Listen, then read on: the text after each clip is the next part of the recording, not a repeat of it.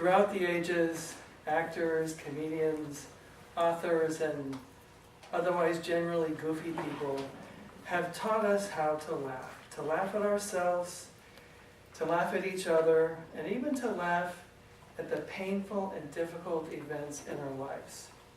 For example, Joan Rivers said of her first and only experience with childbirth, quote, "Can we talk here? The doctor that delivered my daughter was an idiot. An idiot! He cut the cord and the blinds fell down. You have no idea."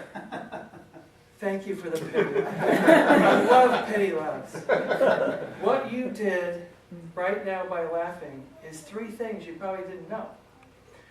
Thing 1 is you boosted your immune system. 2, you actually decreased your stress hormone and maybe even burned a few calories along the way. All right, Isn't that great? So let's dive right into the immune system.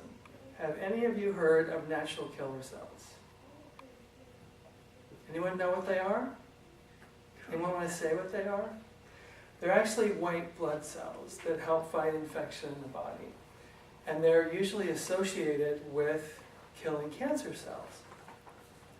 So a study that I found interesting was done in 2003 at Indiana State University, where they had 2 groups of subjects. One was the laughter group, so they watched funny videos, I don't know, I Love Lucy, Friends, the presidential debates, whatever. The other group watched travel, tourism, boring videos. So what they did is they drew their blood before they watched the movies to look for the baseline of the natural killer cells. And of course, as you might guess, the funny group, the laughter group, actually had an increase in their natural killer cells, substantial enough for them to publish the study. Another part of our immune system is called HGH, human growth hormone. And another researcher, Dr. Lee Burke at Loma Linda University, conducted a lot of studies about laughter and how it affected the mind. And he published those studies in 2008. I do have references after the meeting. I just don't have time to say them all during the speech. But he conducted a similar study where he had 2 groups. One group were actually just anticipating watching funny movies, and the other group was not. And the group that was simply anticipating laughter, their human growth hormone increased by 87%, which is a lot. So laughter is a great way to boost the immune system, and it's fun and it's free.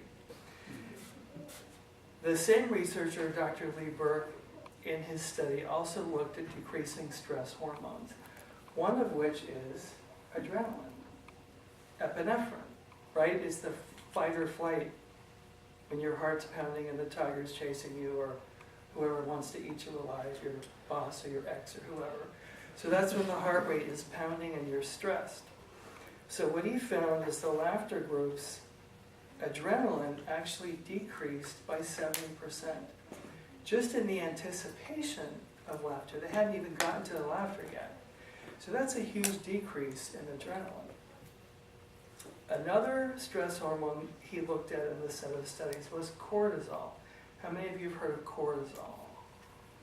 Okay, so the group anticipating the funny videos, their cortisol levels decreased by 39% over nothing in the control group. So laughter can actually decrease the stress hormones. What else comes to mind when I talk about cortisol? Has anybody heard of anything else associated with cortisol? Do you have insomnia and watch the late night infomercials where they sell the cortisol? Obesity. Belly fat. Belly fat.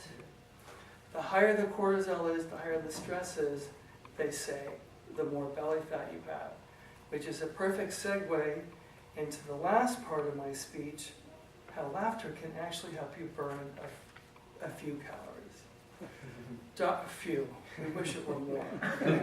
We wish we could sit on the couch and eat donuts and watch I Love Lucy and just laugh and never go to the gym. But unfortunately, I don't think that works. Dr. Helen Pilcher is an English neuroscientist. And I love that name. It's so deliciously British. Dr. Helen Pilcher, Downton Abbey. I just watched Downton Abbey because it's fun to fantasize about having that much money and having people wait on me. And that decreases my stress hormones too. But she found that 1 hour of laughter in her subjects burned up to 100 to 120 calories, which I think is great. Now that sounds like a long time to laugh for an hour straight, but if you go to a good comedy show, if there's a good comic, which is definitely not me, you will burn 100 to 120 calories.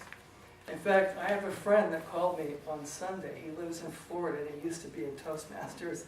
And he didn't know anything about this speech, but he called me and he said, Reed, I went to see Wanda Sykes. He said, I laughed for an hour and a half straight, and I thought, wow, that's like 400 calories. So it can be done. She also found in the study that laughing for an hour burned more calories than lifting weights for a half an hour.